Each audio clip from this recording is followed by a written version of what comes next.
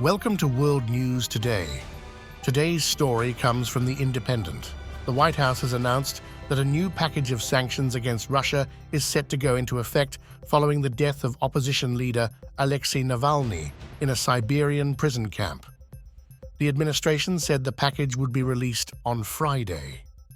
This comes after President Joe Biden's comments to reporters on Monday that he was considering new sanctions.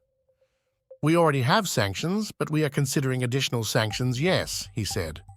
On Friday, Mr. Biden blamed the death of Mr. Navalny on Russian President Vladimir Putin, noting that while the U.S. was unsure what took place, it was a consequence of something that Putin and his thugs did. That was after Russian prison authorities announced earlier on Friday that Mr. Navalny felt unwell after going for a walk and became unconscious almost immediately.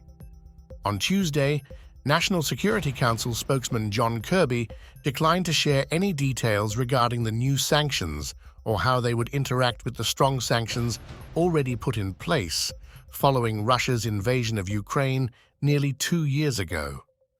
Mr. Kirby said the sanctions will be specifically supplemented with additional sanctions regarding Mr. Navalny's death, according to the AP.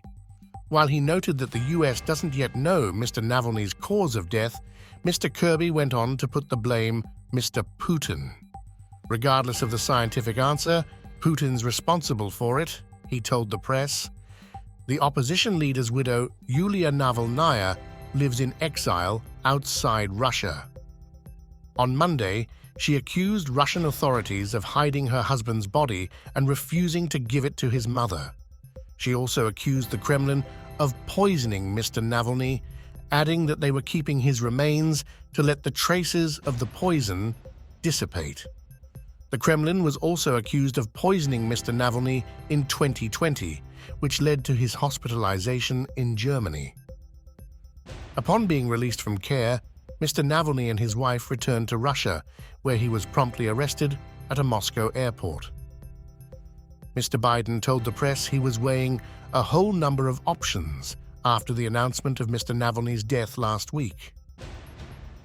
The president also used the opposition leader's death to argue for more aid for Ukraine in the face of indiscriminate violence and attacks on dissent from the Russian state. On Monday, a reporter asked Mr. Biden, "Would you go as far as to say that Alexei Navalny's blood is on the hands of House Republicans right now?" "I wouldn't use that term," he said.